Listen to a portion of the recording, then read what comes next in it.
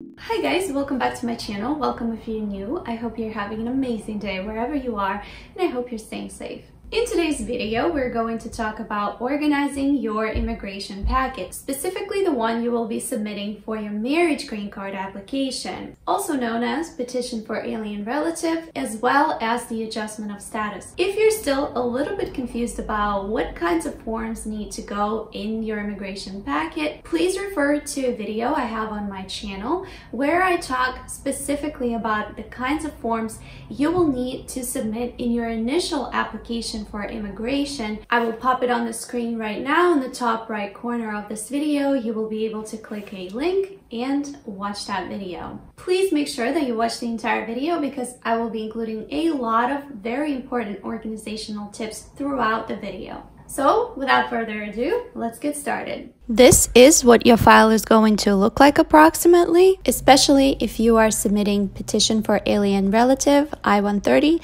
together with the adjustment of status I-485. This is what the file is going to look like on the outside, and this is approximately how thick it will be.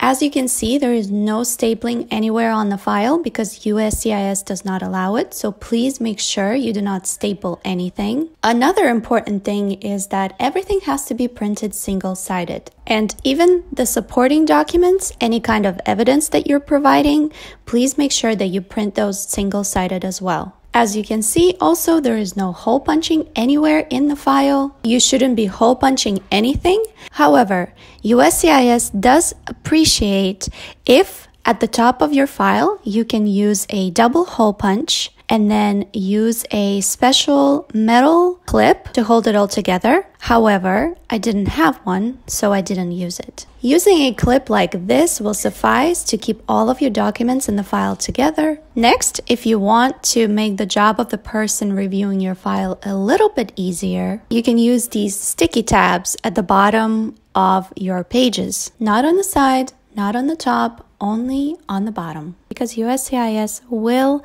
fasten your file at the top and they will be reviewing it this way. I put only a few of these sticky tabs. This is an example file. This is actually a copy of the entire file that I made for myself. For the passport style photos that you will have to include in the file, you can put them in the Ziploc bag, kind of like this one, and attach it at the top of your file. I actually included a little sticky note inside as well, describing how many photos I have included in this application and what they are for. You can use colored paper as a divider between different applications. As you can see, I used yellow. USCIS highly encourages it. You can use any color. For example, my first application was petition for alien relative, which is I-130, I-130A, and all of the additional documents and evidence that comes with this application.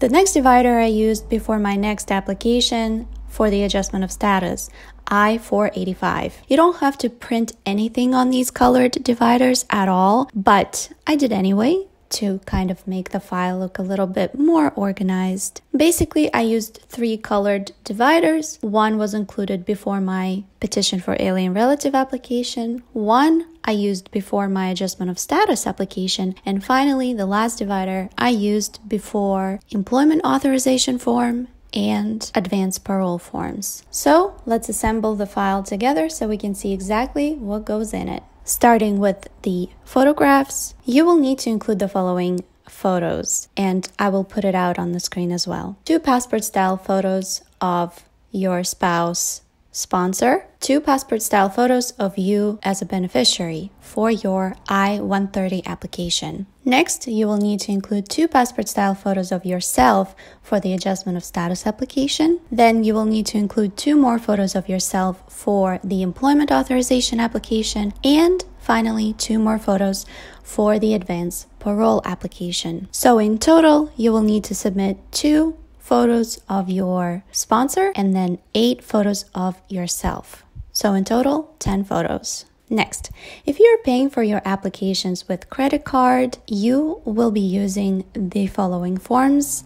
However, if you are paying with a cashier's check or a personal check, you will be putting it at the top of your file like this, right under your passport style photographs. It is very important that if you're paying with card, These two forms have to be included at the very top of your entire packet. Also, another important note is you will have to include 2 different forms for 2 different applications. One for petition for alien relative, the fee for which right now is $535. The other form will be for the adjustment of status application, and the fee for that one is, as of right now, is $1,225. You may be wondering why I only have 2 of these forms, even though it seems like we have a lot more forms and applications included in our file. That is because when you are filing the employment authorization form and the advanced parole forms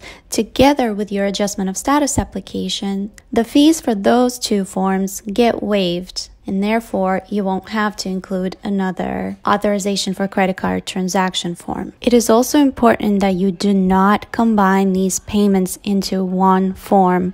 These are completely different applications and they have different fees. So please make sure that you do not combine them and you submit a separate form for petition of alien relative and a separate form for adjustment of status. So the next form, as you can see here, is G1145, and this form will allow USCIS to send you an email notifying you that they have accepted your application for processing. You don't have to include it, it's totally optional, but it's highly recommended. The next thing is very crucial in your file, and that is the cover letter. I will have a video on my channel talking in great detail about the cover letters. Having a cover letter is very important for your application because it will let the person reviewing your file know exactly what is included. Chances are they will look at the cover letter first and foremost before going through your entire file to make sure that everything is included. So this is a crucial part of your entire packet. I will have a video on my channel talking specifically about the cover letter, what to include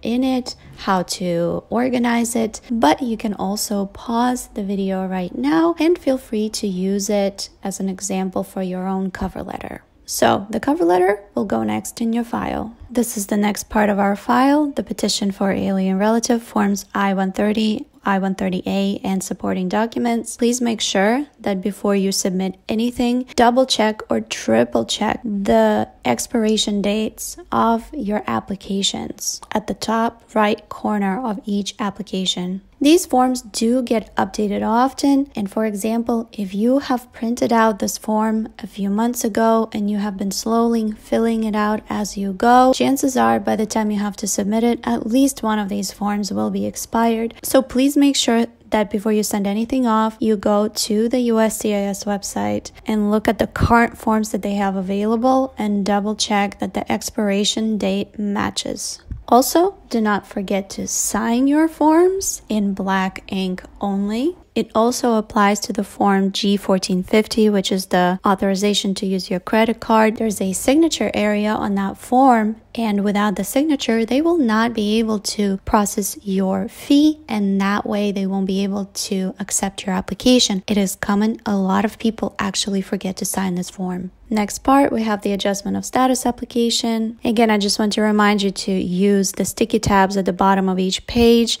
for every form and every supporting document. They're also known as exhibits. So this is the next thing that goes in. And finally, we have the 2 applications, employment authorization application and advanced parole. This will be the smallest part of your file because these ones don't require a lot of additional evidence. The forms themselves are pretty short. So these 2 can be combined and go at the very end of your entire packet. So this is the entire file assembled together. Attach the photos, clip it together, and here's our final file. So I hope you found this video as a great resource for you as you are beginning to organize your immigration file. I did not show the supporting documents and the evidence that I have included in my file because it was a copy of my personal file and it included a lot of personal information. Again, I want you to refer to my cover letter video, and there you will see a complete list of all the supporting documents and evidence that we have included in the file. If you have any additional questions, please comment those below. Thank you for watching this video. I hope you found this useful. I hope you continue to stay safe, and I will see you in my next videos. Bye.